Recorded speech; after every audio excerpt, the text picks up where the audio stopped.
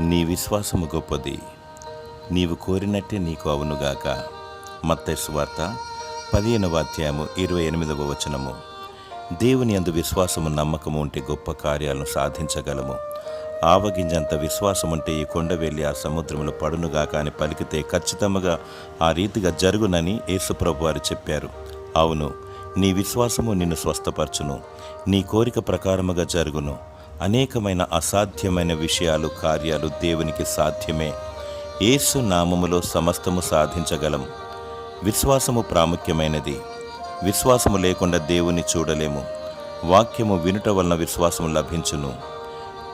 దేవుడు నీకు విశ్వాస్యతను అనుగ్రహించి నీ కోరిక ప్రకారంగా నీ పట్ల కార్యాన్ని జరిగించి నిన్ను దీవించునుగాక. ఆమేన్.